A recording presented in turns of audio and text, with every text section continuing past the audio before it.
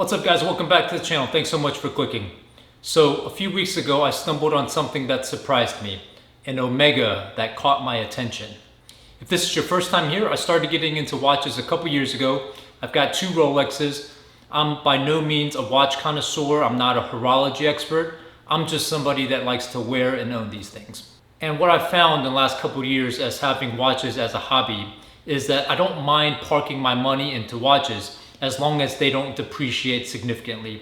Actually, I enjoy sometimes having them appreciate. And from someone that knows a little bit about watches, I think it's common knowledge that if you buy an Omega, especially brand new, you're gonna lose money as soon as you walk out of that boutique, which is probably a big reason why Omegas really haven't been on my radar. But I recently stumbled on a video on YouTube about the 45th anniversary Omega Speedmaster Snoopy watch. What this is the 45th anniversary of the Apollo 13 mission. When it came out in 2015, I believe the retail was around $7,000. Now it's trading for $40,000 and up. There's a lot of history on how Omega and Snoopy were involved in this mission back in 1970. I'm not gonna get into that in this video here, but it's pretty cool to research if you have some time. Again, it's a good looking watch and the appreciation on this thing has been phenomenal. So then I find out they're coming out with a 50th anniversary edition of this watch. Obviously, I'm really interested. I do some digging online. I stumble upon the mayor's website, which is where I got my watch, and I find that I can put a deposit down. So before I drop $10,000 on this thing, I do a little research, and here's what I found as far as pros and cons. Pros, this is a beautiful watch. And it's also one of the first watches that comes up when you go to the Omega website. So this is a good size, 42mm stainless steel case. Of course, you've got Snoopy on the 9 o'clock chronograph position.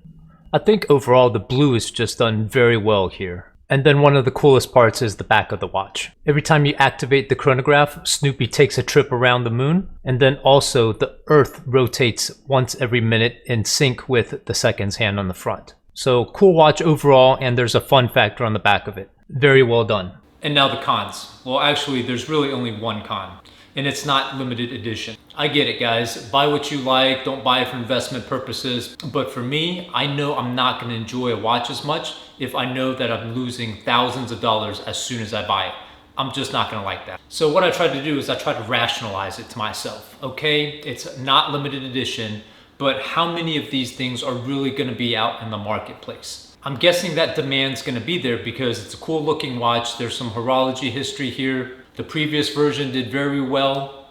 Let's see what I can find. And obviously Rolexes aren't limited edition, but obviously they do very well on the secondhand market. This is what I find. Production numbers were available up to 2015 from COSC. And in 2015, Rolex received just under 800,000 certificates certifying their chronometer. From this same source, we find that Omega received just over 500,000 chronometer certifications in 2015. So less watches, obviously a lot less demand for Omegas, but one more thing to consider, the number of models that each manufacturer makes. The higher the number of models, the less the number of each specific models will be out in the marketplace, right?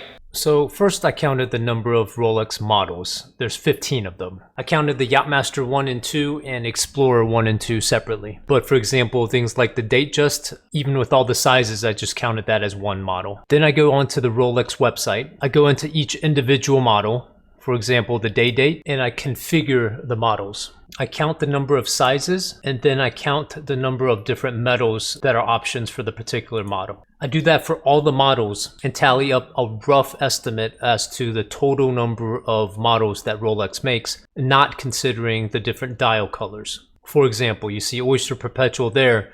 There's 5 different sizes. You can only get it in stainless steel.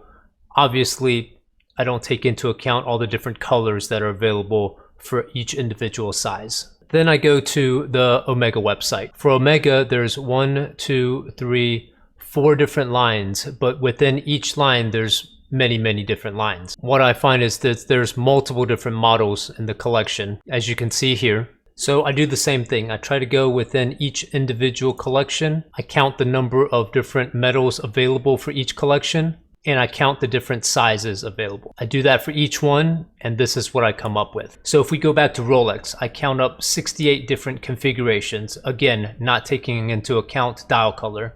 If we go back to 800,000 watches manufactured per year, based on this calculation, that's just under 12,000 watches per model. If we take this same logic for Omega, 170 different models, again, not taking into account the color, 500,000 watches per year, that's just under 3,000 watches per model. Obviously, this is assuming a lot of different things, that they're manufacturing the same number per model. I know that's a huge assumption, but for the purposes of this guesstimate, that's all I have to go by. So 3,000 watches per model versus 12,000 watches per model for Rolex. The question is, will there still be demand for the 50th anniversary Snoopy watch, given that there's about 4 times less of these watches versus a Rolex Daytona? So that's the $1 million question.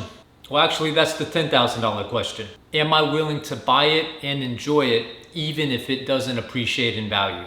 I take that back. That's the $2,000 to $4,000 question.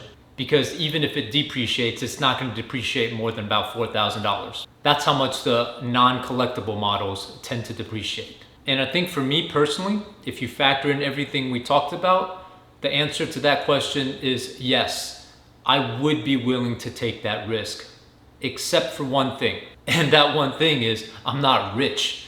I don't have $10,000 to put down. If I take $10,000 and put it down on this watch, I'd be missing out on something else that I might like more. So if we consider all the factors we talk about, I would invest in this piece and I would enjoy it and I would like it. But the opportunity cost of possibly buying something else that I would like more is the only thing stopping me from pulling the trigger on this one. So that's it for the video, guys. I appreciate you taking the time and watching. I just wanted to share my thought process of what came up, getting excited about a $40,000 watch for possibly around $10,000, and then the pros and cons and the analysis I did to ultimately pass up on this opportunity. If you like the video, please give it a thumbs up. If you don't like it, honestly, give it a thumbs down and tell me what you didn't like about it. I read every one of your comments. This is a fun hobby for me. I would say that the part I most enjoy is reading and responding and having conversations in the comment section. So thank you so much. Thanks for watching, and I'll see you next time. Before I end this video, guys, I just want to say a quick thank you again. I wanted to share this video with you. I started making videos a little over a year ago, almost 50 videos out by now. In this time, I purposefully did not spend a lot of money on gear and wanted to legitimize this hobby for myself and make sure I would stick with it. You guys have put up with my subpar audio and video issues, and I want you to know that thanks to you and your views, I'm willing to invest more in gear. I'm still tweaking things a bit. I know that this video sounded a little echoey, but more tweaks and more gear is coming. Thanks again, guys, and we'll see you next time.